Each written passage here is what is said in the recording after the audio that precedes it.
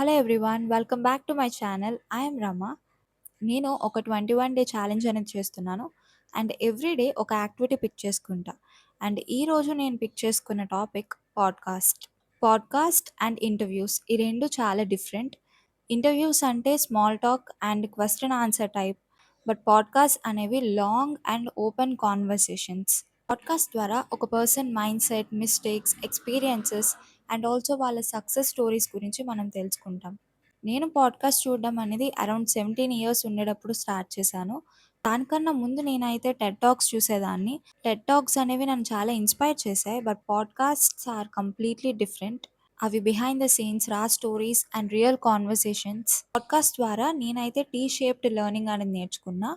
ఇందులో ఈ vertical line అనేది డెప్త్, అంటే ఏదైనా ఒక టాపిక్ మీద మనకి డీప్గా తెలిసి ఉండాలి. అండ్ ఈ హారిజాంటల్ లైన్ అయితే బ్రెడ్త్, అంటే ఏవైనా టాపిక్స్ మీద మనకి అట్లీస్ట్ బేసిక్ నాలెడ్జ్ అనేది ఉండాలి. సో ఈ పాడ్కాస్ట్ అనేవి చూడడం వల్ల నా బ్రెడ్త్ ఆఫ్ ది నాలెడ్జ్ అనేది చాలా ఇంప్రూవ్ అయిందని చెప్పొచ్చు. పాడ్కాస్ట్ చూడడం వల్ల డిఫరెంట్ ఏరియాస్ ఆఫ్ లైఫ్లో నేను చాలా నేర్చుకున్నా.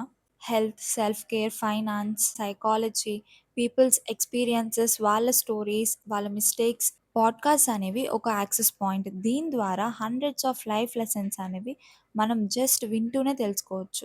ఇందులో ఉన్న బెస్ట్ పార్ట్ ఏంటంటే మనకి ప్రతీదీ తెలియకపోయినా బట్ అందులో కొంచెమైనా మనకు ఆ నాలెడ్జ్ అనేది వస్తుంది.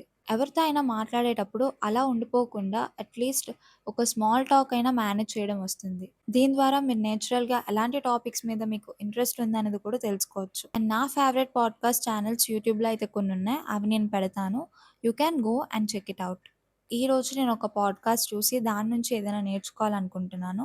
ఎప్పటినుంచో ఈ పాడ్కాస్ట్ చూద్దాం అనుకుంటున్నాను. కానీ ఎప్పుడు మధ్యలోనే ఆగుతుంది.